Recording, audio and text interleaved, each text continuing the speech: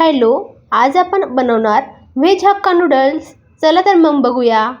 मी मिरच्या घेतल्या आहे, त्या कट करत आहे. नंतर कांदा, टोमॅटो तसेच ढोबळी मिरची कट करत आहे.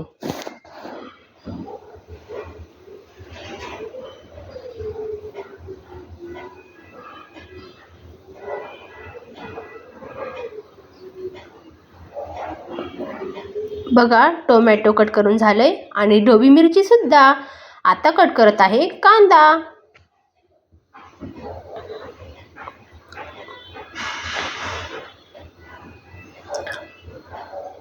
कट करून झालंय.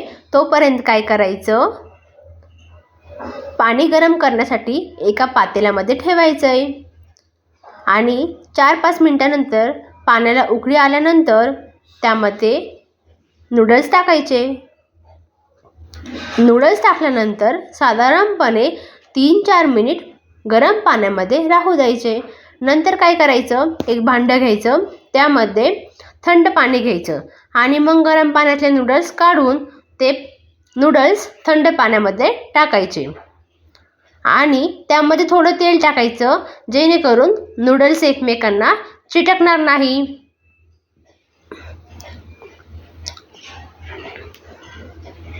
बघा, मी नूडल्स गरम पाण्यातले थंड पाण्यामध्ये टाकत आहे.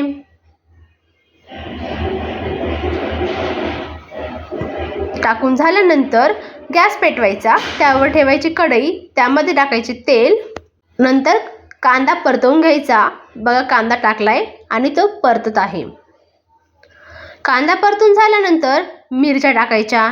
मिरच्या झाल्यानंतर एक टोमॅटो, नंतर मग ढोबळी मिरची आणि छान परतले की त्यामध्ये टाकायचे नूडल्स.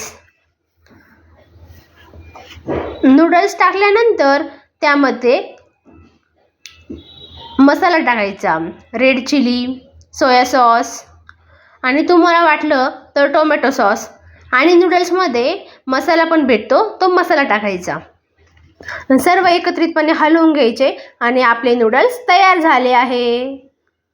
थँक्यू.